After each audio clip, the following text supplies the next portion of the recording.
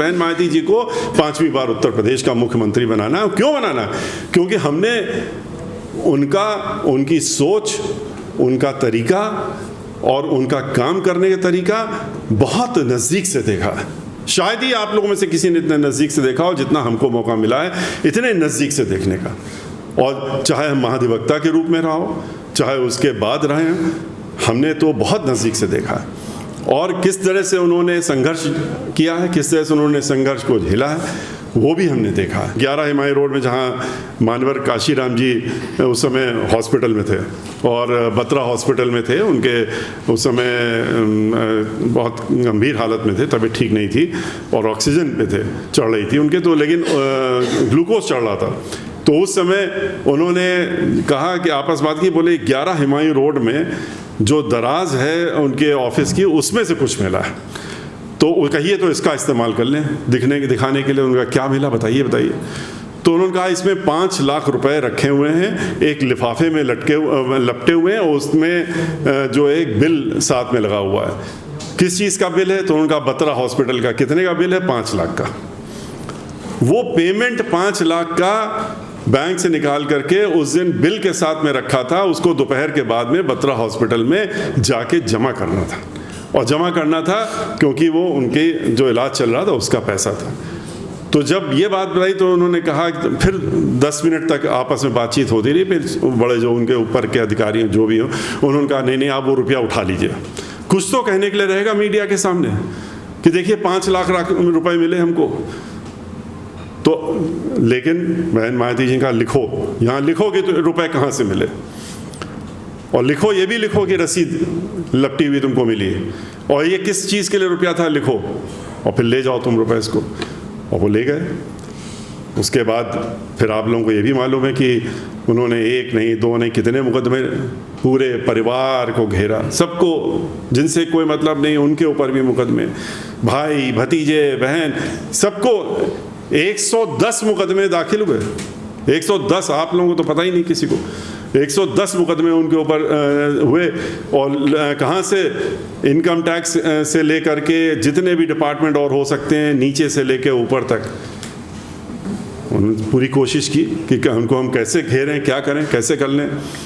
लेकिन ऊपर वाले की भी कृपा थी हम लोगों के ऊपर, हमारे ऊपर ख़ास तौर से, कि वो 110 के 10 मुकदमे हम ही लड़ रहे थे उनकी तरफ से, और 110 में से 110 मुकदमों में उनको जीत मिली, और एक नया पैसा का भी उनके ऊपर आज के रोज़ और उस समय से लेकर आज तक एक नए पैसे का भी उनके ऊपर इल्ज़ाम इस बात का कहीं रिकॉर्ड में नहीं है कि ये उनके पास गलत पैसा था। 110 केसेस। जिस तरह से उन्होंने PIL 101 करी थी और गिनीज बुक में पहुंचाया था हम लोगों के खिलाफ 5 साल में, जितने शायद माननीय काशीराम जी का स्मारक हो, डॉक्टर अम्बेडकर स्मारक हो, गौतम बुद्ध पार्क हो, यहाँ का स्मारक हो, रमाबाई अम्बेडकर मैदान हो, हर चीज़ के लिए PIL होती थी। 101 PIL हम लोगों ने, 101 PIL हमने झेली थी। तो लेकिन सब में हम लोग सक्सेसफुल हुए, और सारे आपने देखे स्मारक, आप लोग खुद देख चुके होंगे, रोक नहीं पाए वो, आज सब के सब बन करके खड़े हुए हैं, तैयार हैं। बहन मायावती जी उस संघर्ष से निकली हैं। जो संघर्ष उन्होंने पहले किया वो अलग है। और जिस समय उन्होंने बैंक से ये पैसा 5 लाख रुपया जो उनके पास था उठा के ले गए, तो बैंक सीज किया था, बैंक के सारे अकाउंट सीज कर दिए थे, जबकि उनको ये मालूम था कि बैंकों में जो रुपया था वो तो बैंक में रिकॉर्ड में है, और उनकी सैलरी, उनका उसका वो पैसा, एक एक पैसे का हिसाब, वही तो बाद में सुप्रीम कोर्ट ने कहा, आखिर में जो आखिरी मुकदमा हमने वहाँ से लड़ा, उन्होंने कहा कि ये कैसी FIR थी, किस तरह की FIR थी, ये किस लिए की गई, जब एक एक चीज़ बिल्कुल सामने, अक्षर पैसे एक एक सामने लिखा हुआ है, और उसमें आपने इतने मुकदमे कर दिए। लेकिन कर दिए क्योंकि हमको परेशान करना था, तंग करना था। वो तो सोचते थे इसके बाद हम इनको बर्बाद कर देंगे। मानवर काशीराम जी बीमार हैं, ये कैसे आगे बढ़ेंगे, कैसे मिशन को आगे बढ़ाएंगे, उद्देश्य तो सिर्फ यही था पीछे मन में। लेकिन हम लोग भी तैयार थे इनके इस वार के लिए। अगर इस वार के लिए तैयार नहीं होते तो शायद वो हम लोगों को परेशान कर भी देते। पर उच्च न्यायालय से लेके सर्वोच्च न्यायालय तक हर चीज़ का मुकदमा लड़ने के बाद उस लेवल तक मुकदमे लड़े हम लोगों ने। जब मान्यवर काशी राम जी का देहांत हो गया और स्वर्गवास हो गया, उनका शरीर पार्टी के कार्यालय में यहाँ पर रखा हुआ था, और वहाँ पर क्या हो रहा था, वहाँ मुकदमेबाजी हो रही थी। हम उनके साथ में उसी दिन उनके परिवार के कुछ लोगों को लेकर के और अपने ही आपके ही समाज में से लखनऊ में जो एमएलए कई बार रह चुके, मंत्री भी थे इसमें समाजवादी पार्टी के उस समय, सर जो क्या नाम उनका, तो इतने बड़े नेता थे, अब तो हम नाम भी भूल गए। नहीं, वो जहाँ से जहाँ हम लोग मीटिंग कीजिए अभी, जहाँ अरुण द्विवेदी का रह गया, खैर, तो वो मंत्री भी थे वहाँ पर समाजवादी पार्टी से। समाजवादी पार्टी की सरकार में रहते हुए मंत्री की हैसियत से वो अदालत के अंदर बैठे हुए थे जब वो केस चल रहा था, और मान्यवर काशी राम जी को लेकर के यहीं उच्च न्यायालय में, आर.के. चौधरी, ऐसे लोगों का नाम भूल ही जाना तो ठीक ही भूल गए, आर.के. चौधरी जी। तो वो हमसे दुआ सलाम हुई, हमने ख़ास तौर से उनसे पलट के बहस करके हम पलटे, हमने कहा नमस्कार आर.के. चौधरी जी, अच्छा लग रहा है आपको अदालत में देखते, एक मंत्री बैठा हुआ है, कम से कम पैरवी तो करने आए हैं आप मुकदमे की। अरे नहीं, मैं तो ऐसे, तो खैर बात हो गई, लेकिन वहाँ भी उनको सफलता नहीं मिली। इस बात के लिए कोर्ट में गए थे कि मान्यवर काशी राम जी के शरीर को दाग न दिया जाए और यहाँ से ले न जाने दिया जाए। इस तरह के भी मुकदमे लड़े हैं हमारी पार्टी की राष्ट्रीय अध्यक्ष ने, बहन मायावती जी ने। उन्होंने जितना संघर्ष किया है आप लोग तो सपने में भी नहीं सोच सकते। हमने तो स्वयं अपनी आंखों के सामने देखा है कि कौन कौन से बैंक के जब पैसे सीज कर लिए थे, उन्होंने पूरी बैंकों के सारे रुपए सीज कर लिए, कहा था अब तो क्या, अब तो घर का खर्चा भी नहीं चल सकता। तो कुछ लाखों में रुपए थे, लेकिन वो भूल गए थे कि अगर जिस बार 2014 में जब हमारी एक भी पार्टी है पार्लियामेंट में एक भी सीट नहीं मिली थी, तब भी 2,62,00,000 वोट मिले थे बहुजन समाज पार्टी को। तो इतने अनुयायी जिसके हों, उनको जब सबको मालूम पड़ा पूरे देश में कि उनका बैंक अकाउंट सीज कर दिया गया है और मान्यवर काशी राम जी अस्पताल में और उनके पास एक नया पैसा नहीं छोड़ा गया है, तो लोगों ने, ये तो बहुत छोटा कमरा, इस तरह के 10 कमरों में हलफनामे के साथ में लोगों ने पूरे देश से रुपए भेजे थे और चेकों के माध्यम से, और माननीय बहन मायावती जी के नाम से ये रुपए ले गए, हम कंट्रीब्यूशन, छोटा सा किसी ने 10 रुपए, किसी ने 20 रुपए, बहन मायावती का ये क्या तुम लोग कर रहे हो, उनका नहीं, ये हम लोग भेज रहे हैं। उन्होंने तो 5-10 लाख रुपए सीज किए थे, 15 करोड़ रुपए तो 15 दिन के अंदर आ गए अकाउंट में। उन्होंने कहा ये रुपया कहाँ से आ गया, हमने कहा आइए इसको भी चेक कर लिए, उसका लिए भी मुकदमा चला। फिर इनकम टैक्स वालों ने नोटिस दी, हमने भी कागज़ सब संभाल के रखे थे, हमने 5 ट्रकों में ये जो हलफनामे आए थे और उसमें सब चीज़ें थी कि कहाँ कौन से एड्रेस कौन से अकाउंट से भेज दिए इनकम टैक्स डिपार्टमेंट में। वहाँ हल्ला मच गया कि साहब ये क्या सामान आ गया, इसको कहाँ ले जाएं हम। हमने कहा आपने नोटिस दी, कैसे आया, हमने भेज दिया, उसको संभालिए, आपकी जिम्मेदारी संभालिए। मेरे पास तो कोई गोडाउन है नहीं, इसके लिए तो पूरी बिल्डिंग इनकम टैक्स की चाहिए होगी। हमने कहा अभी तो आधे आए हैं, 1/4 आए हैं, अभी तो बाकी आ रहे हैं, वो भी आपको भेजेंगे। तो लेकिन देखिए, जब जिसके पीछे जिसने अपना पूरा जीवन इसी चीज़ में लगा दिया हो, तो उनके साथ में जो लोग हैं उन्होंने तो देखा संघर्ष को करते हुए। उन्होंने तो उस समय संघर्ष किया जबकि आप लोग पता बहुत छोटे रहे होंगे, कोई वोट नहीं डाल सकता था, वोट डालने के लिए घर से नहीं निकल सकते थे। और वो यहाँ पर जहाँ पर जिस जगह पे था कि अगर वोट डालने के लिए घर का दरवाज़ा भी खोला तो मार दिए जाओगे, वो खुद निकल करके और पैदल चल करके कहेंगे चलो हम चलते हैं, देखते हैं कौन रोकता है। लेकिन जैसे जैसे वो चल रही थी, सैकड़ों की संख्या में लोग उनके साथ में, कोई लाठी ले कोई डंडा लेके सब निकल पड़े कि देखते हैं कैसे आज बहन जी सामने निकली हैं तो हम भी साथ में खड़े, कौन छू सकता है। तो वो सब मंजर करते हुए वो आज यहाँ पर पहुँची। लेकिन लोगों को परेशानी क्या है, जो ये लोग हैं, जो भारतीय जनता पार्टी हो, चाहे समाजवादी पार्टी हो, चाहे कांग्रेस पार्टी हो, कांग्रेस पार्टी तो आप लोगों को अच्छी तरह से मालूम है कि उनका तो काम ही धोखा देने का रहा है।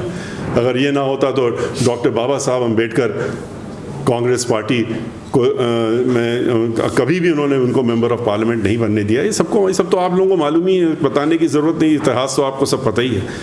लेकिन आज जो दौर है उसमें हम लोगों को ज़रूरत क्या है? हम लोगों को ज़रूरत ये है कि हम लोग एक साथ हों, इकट्ठा हों, एकजुट हों। और जिस तरह से अभी मिशन को लेकर के और राहुल जी ने गीत गाया है, तो इसको लेकर के आप लोगों के अंदर जब कभी ये हमको, हमारे ऐसे लोगों को खास तौर से ये देखने को मिलता है कि आपस में भी कुछ बंटवारा हो रहा है, आपस में भी लोग इधर उधर हो रहे हैं, बहुत अजीब सा लगता है कि हम लोग भी तो लगे हैं। तो हम तो अकेले ही लगे, हमारा पूरा परिवार लग गया है, जबकि किसी को कोई मतलब नहीं राजनीति से। उनको ये नहीं है कि हमारी पत्नी को कोई चुनाव लड़ना है, हमारे लड़के को लड़ना है, लेकिन ये कि सिर्फ इसलिए कि बहन मायावती जी को 5वीं बार उत्तर प्रदेश का मुख्यमंत्री बनाना है। क्यों बनाना है? क्योंकि हमने उनकी सोच, उनका तरीका और उनका काम करने का तरीका बहुत नज़दीक से देखा है। शायद ही आप लोगों में से किसी ने इतने नज़दीक से देखा हो जितना हमको मौका मिला है इतने नज़दीक से देखने का। और चाहे हम महाधिवक्ता के रूप में रहा हो, चाहे उसके बाद रहे हैं, हमने तो बहुत नज़दीक से देखा है। और किस तरह से उन्होंने संघर्ष किया है, किस तरह से उन्होंने संघर्ष को झेला है, वो भी हमने देखा है। आप लोग कह रहे हैं कि अभी बहुत खुशी हुई कि सब मिला के, अभी राम जी गौतम जी ने भी कहा कि अगर सब इकट्ठा हो जाए तो 70-80 लाख तो आप लोग पहुंच जाएंगे उन लोगों के बीच में, लोगों आसानी से। ये मिशन, ये ध्येय नहीं होना चाहिए। ये अगर हमने सोचा कि हम आप लोगों के लिए खास तौर से कि हम 70 लाख के बीच में पहुंच जाएं या 50 लाख पहुंच जाएं या थोड़ा और आगे पहुंच जाएं, इससे कैसे काम चलेगा हमारा? 2 करोड़ तो वोट हमको पिछली बार, 1,92,00,000 वोट तो हमको पिछली बार पड़े थे। हम 2012 में जब हारे थे तो आधे ही % से तो हारे थे, क्योंकि 1% हमारा वोट कम था समाजवादी पार्टी से। अगर आधा हमें और मिल जाता हम बराबर होते। तो और 135 सीटें से ज़्यादा तो करीब बहुत थोड़े वोटों से हारे थे। 4,000 वोट से तो ये आपके बगल में बैठे हैं नकुल दुबे जी हारे थे। तो इस तरीके से 90,000 वोट पा करके भी 4,000 वोट से हार गए। इस तरह से कितनी सीटें हम हारे? नहीं तो 2012 में सरकार तो हमारी ही बनती, लेकिन थोड़ा सा लोग अपना कि अब तो सरकार बन गई है, अब तो क्या है और अब कोई दिक्कत नहीं है, तो लोग अपना इधर उधर भटक गए। उसका नतीजा भी निकला। लेकिन हम लोग पास फिर भी 2 करोड़ अगर वोटर हैं जो कि आगे बढ़ाना है हमको। आज कितना 25 करोड़ की तो संख्या है उत्तर प्रदेश में, और अगर आप 22% से भी ले लीजिए, 24% लीजिए अगर आप, तो कितने आप लोग होते हैं? हम कहते हैं कि आप जोड़ लीजिए, खुद ही जोड़ लीजिए। तो 5 करोड़ 6 करोड़ जहाँ पर आबादी हो, 6 करोड़ तो दुनिया में बहुत सारे देश हैं जहाँ टोटल मिला के 6 करोड़ तो बहुत, कई यूरोप में चले जो नहीं मिलेंगे। तो आप तो 6 करोड़ खुद हैं अपने आप में। आप औरों को अगर छोड़ें, अपने आप में भी देखें, तो आपको तो 6 करोड़ के बीच में पहुंचना चाहिए।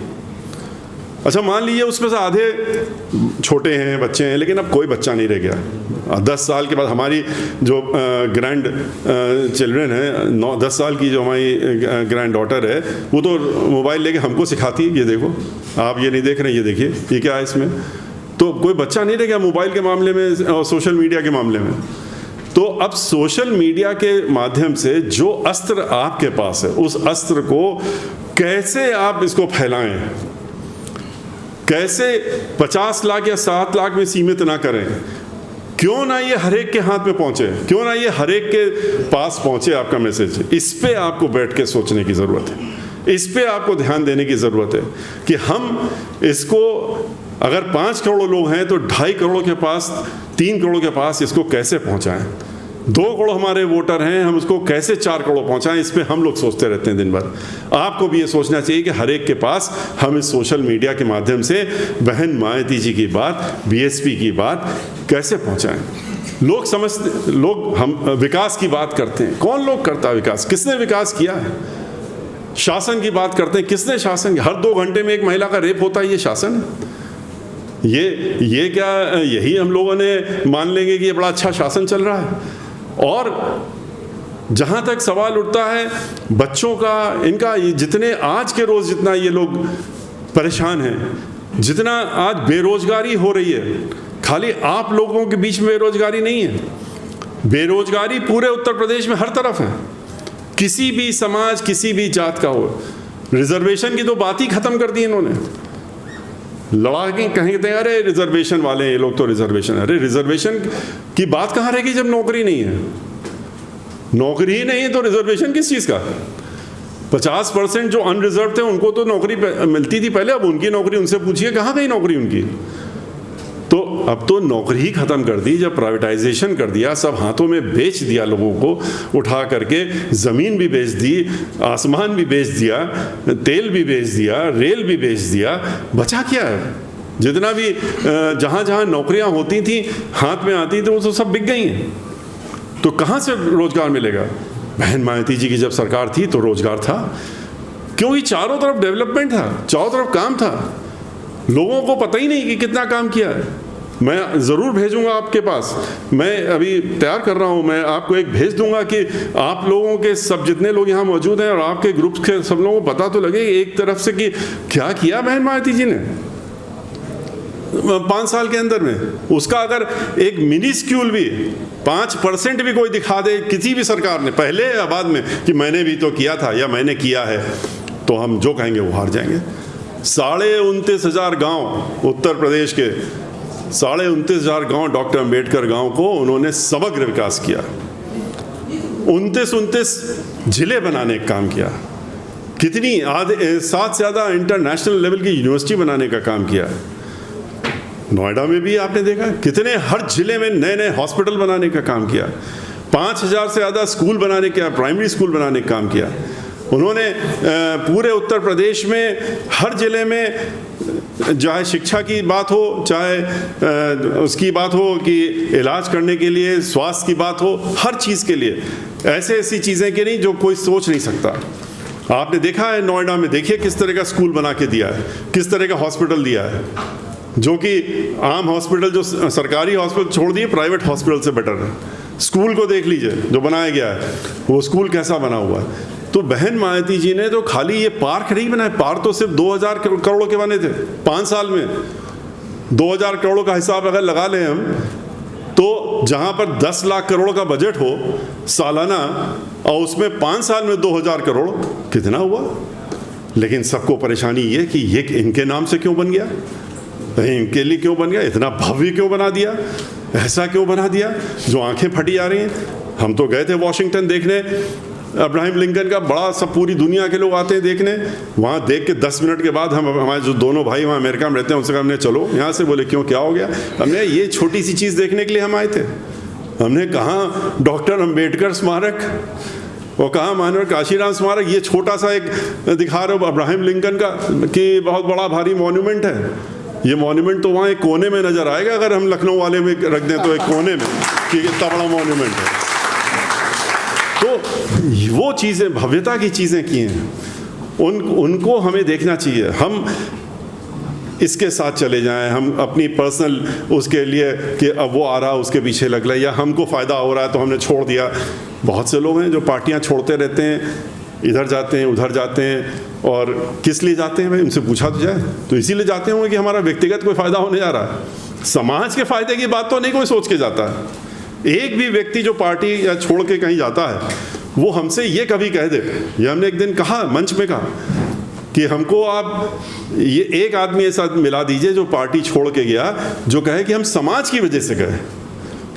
वही कहेगा कि हमें टिकट नहीं मिला, हम तो 3 बार से राज्यसभा के सांसद थे, 4थी बार उन्होंने हमको नहीं बनाया, हमको 2 बार से थे, 3री बार नहीं बनाया, हम मंत्री अगली बार, पिछली बार थे, अब की बार मंत्रिमंडल में नहीं दिया, या हमको टिकट एमएलए का लड़ने नहीं दिया, हमारे लड़के को नहीं दिया, हमारे पत्नी को नहीं दिया। तो हमारा जो लोग कर रहे हैं, और मेरा और हमारे की बात कर रहे हैं, तो वो ऐसे लोगों की क्या पूछे, उनकी बात करना भी बेकार है। लेकिन हम लोगों को, ख़ास तौर से आप लोगों को, इन चीज़ों को ध्यान में इसलिए रखने की ज़रूरत है क्योंकि आप वो लोग हैं जो लोगों का मन बदल सकते हैं, जो लोगों को मन को टटोल सकते हैं। कितनी अच्छी अच्छी बातें बताई कि हम लोग तो शहर में जाते हैं, तो गांव में जाते हैं, हम तो वहाँ जाते हैं और जा कर के वहाँ पर पूछने का काम करते हैं। तो हमारे नौजवान साथी बलियास जो थे वो तो उन्होंने बताया किस तरीके से कि वहाँ हम जाके लोगों से बातचीत करते हैं। तो ये चीज़ें जो आप कर रहे हैं, तो वहाँ पर असली काम तो ये है। कौन सा आप में से कोई बैठा है कह रहा कि हमको MP बना दो, या किसी ने तो यहाँ नहीं कहा कि हमें MLA बना दो। तो लेकिन फिर भी आप लगे हुए हैं। तो आप इसीलिए लगे हुए हैं कि आपके जो आने वाले लोग हैं या आपके जो अभी लोग हैं उनके बारे में सोच करके ही तो आप शायद लगे हुए हैं। तो इसको बढ़ाने की ज़रूरत है। इसको हम लोग भी, हम 2007 में पूर्ण बहुमत की सरकार बनी, 22%, 21%, उस पर तो सरकार नहीं बन सकती। सरकार बनाने के लिए हमको 30% के ऊपर तो कम से कम चाहिए। 29% में हम हार गए, 30% में हमारी सरकार बन गई थी। तो हमको अगर ये चाहिए और सरकार बनानी है तो हमको और लोगों को भी जोड़ना पड़ेगा। हमको ये भी दिमाग में रखनी चाहिए। हम लोग इससे विचलित ना हो जाए कि अरे लीजिए, अब मिश्रा जी तो ब्राह्मणों की बात करने लगे। मिश्रा जी ब्राह्मणों की बात क्यों कर रहे हैं, ये तो कभी सोचिए। मिश्रा जी ने तो आपके लिए तो जितना बोला है संसद में, तो हमारे ऊपर तो इल्ज़ाम लग गया कि ये तो आपको बता ही रहा था मैं किस्सा कि बोले कि साहब ये मेंबर ऑफ पार्लियामेंट हैं, वो राज्यसभा में और मंत्री हो गए अब तो, गुजरात के थे। उन्होंने कहा कि साहब इसके बाद उनका जवाब अपने आप मिल गया होगा। तो खैर वो फिर अपना बात ख़त्म हो गई। लेकिन ये सोचिए कि अगर हम और लोगों को नहीं जोड़ेंगे, उनकी मानसिकता नहीं बदलेंगे, उनकी मानसिकता को ठीक नहीं करेंगे, क्यों गलत मानसिकता के साथ में समाज में लोग रहे हैं। हम अगर 10 लोगों को भी ठीक कर सकते हैं तो हमें लगेगा हमने बड़ा काम कर दिया। कि ये क्या तुम ऊंच नीच की बात करते हो, क्या ये कि हम ब्राह्मण हैं तुम ये इसकी बात करते हो। तो अगर इसको ख़त्म कर सकें, हम इसको ख़त्म करने में हमको सफलता मिले तो हमारे लिए तो सबसे बड़ा काम तो यही होगा। वरना हमें क्या ज़रूरत है इन सब चीज़ों में, राजनीति और ये वो सब करने की। हम तो वकालत के पेशे में अभी से नहीं, अब तो 45 साल हो गए। हमारे पिताजी तो चीफ जस्टिस रहे, गवर्नर रहे, हमारे चचा हाई कोर्ट जज रहे, हमारे सगे बड़े भाई हाई कोर्ट जज रहे, हम सीनियर एडवोकेट 25 साल से हैं राजनीति में। तो अब आए हैं, जब बहन मायावती जी हमको लेकर के आई महाधिवक्ता बना करके, उसके बाद से। लेकिन वकालत तो 10-12 लाख रुपए रोज़ की आमदनी तो हो ही जाती थी आराम से। तो हम फिर वापस क्यों ना चले जाएं, वो क्या ज़रूरत है। हम तो महाधिवक्ता भी रह लिए, चेयरमैन बार काउंसिल भी रह लिए, सब कुछ रह लिए। आज भी पहले 22 जूनियर थे, आज भी 15-16 हैं। लेकिन क्या अगर आए हैं तो कुछ सोच के आए, उद्देश्य से अगर आ ही गए हैं तो फिर कुछ समाज के लिए भी तो करें। और खुशी हमको होती है जब हमने देखा कि 2007 में 5 से 7 के बीच में पूरे प्रदेश में घूमे तो मानसिकता बदली, भाईचारा बना, उसका नया नाम पूरे देश में पहली बार पड़ा, सोशल इंजीनियरिंग। कहाँ कौन सोशल इंजीनियरिंग बात, उसी से तो सोशल इंजीनियरिंग पैदा हुई। तो सोशल इंजीनियरिंग का मतलब क्या है, यही तो है कि आप लोग आपस में मिलिए और ये जो आपस का चीज़ है ये ख़त्म करिए, ऊंच नीच वाली। ये कौन सी ज़माने में जी रहे हैं, कौन क्या फ़र्क है हम में और आप में। तो यही समझाने की कोशिश अगर करी और उसके बाद खुशी इस बात की कि लोग हमारे साथ में आए, लोग जुड़े और जुड़ने के बाद पूर्ण बहुमत की सरकार बनाई। 22% का अगर हमारे पास वोट था, बढ़ करके 30 पहुंचा। अब की बार फिर हमने शुरुआत की कि फिर गए पूरे 74 ज़िले घूम के आए, 75 ज़िले की मीटिंग करी हमने और हर ज़िले में गए, 27,000 किलोमीटर गाड़ी चले। लेकिन ये खुशी की बात यह है कि अब की फिर जो लोग भटक गए थे, जो इधर उधर घूम गए थे, उनको फिर समझाने का मौका मिला। और अब की बार पूरी उम्मीद है कि हमारे साथ मिल करके वो लड़ेंगे। और अब की बार खुद निकल करके आ रहे हैं, क्योंकि वो खुद भी प्रताड़ित हैं और वो हमारे साथ बहुत तेज़ी से जुड़े हैं और इतनी तेज़ी से जुड़े कि अब की बार मुझे बिल्कुल यकीन है कि अब की बार हम लोग ज़रूर से ज़रूर, अब की बार ये मीडिया कुछ भी कहता रहे, ये दिखाने का काम कुछ भी कहते हो, हम जितने भी अभी इन लोगों ने कॉन्क्लेव किए थे उसमें जवाब भी देने का हमने ये काम किया उनको। हमने कहा आप कुछ दिखाते रहो। अब की बार पूर्ण बहुमत की सरकार बहन मायावती जी की 2007 से ज़्यादा मजबूती से बनी और वो मुख्यमंत्री उत्तर प्रदेश की बनेंगी। तो इसी के साथ में मैं बहुत ज़्यादा वक्त नहीं लूँगी, कुछ लोग और भी वेट कर रहे हैं और राहुल जी बार बार इशारा भी कर रहे हैं कि अब जो है इसको आगे के लिए दूसरे लोगों के लिए करिए। लेकिन ये कि मैं आपसे फिर यही अनुरोध करूँगा कि आपका हमने बहुत ज़्यादा कुछ आप लोगों को लगता है कह करके इनके हिसाब ये लग रहा है ऐसा कि आपको ज़्यादा बोर कर दिया है, तो लेकिन इसको कुछ दिल की बातें थी तो हमने सोचा कि आज आपसे शेयर भी कर लें।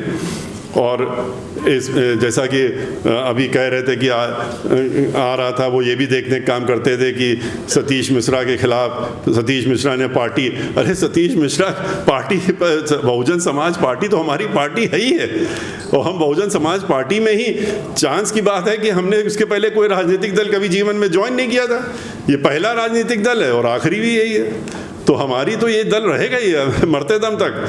तो इसमें ये कि पार्टी और ये, लेकिन हाँ इस तरह की बातों से जो लोग उड़ाने का काम करते हैं उसके पीछे भी बहुत बड़ा उद्देश्य होता है। उद्देश्य उनका नीयत क्या होती है ये भी आप लोगों को अच्छी तरह से मालूम है, समझना चाहिए। नीयत यही होती है कि किसी तरीके से तोड़ दिया जाए, किसी तरह से अलग कर दें, किसी तरह से मतलब छटका दें। लेकिन इन सब चीज़ों के हम लोग बहुत ऊपर हैं और इस तरह के कोई भी जितना प्रोपेगेंडा कर ले, कुछ भी कर ले, हमें खुशी है कि ना हमें इसका ऊपर हमारे ऊपर कोई इन चीज़ों का असर पड़ता है और ना हमारी पार्टी की नेता बहन मायावती जी के ऊपर इस चीज़ का असर है। उनको भी अच्छी तरह से मालूम है, हमारे संबंध में तो खास तौर से मालूम है कि हम किस उद्देश्य से जुड़े, कैसे जुड़े उनके साथ में, और किस तरह से हमारे साथ साथ में हमारा परिवार भी जुटा है। तो इससे उनको मालूम है, इसलिए इन सब बातों से ना उनके ऊपर कोई फ़र्क पड़ने वाला, ना हमारे ऊपर पड़ना। हम लोग जिस उद्देश्य से लगे हैं उसमें लगे रहेंगे और उनको अब की बार 5वीं बार मुख्यमंत्री बना करके ही दम लेने का काम करेंगे। जय भीम, जय भारत।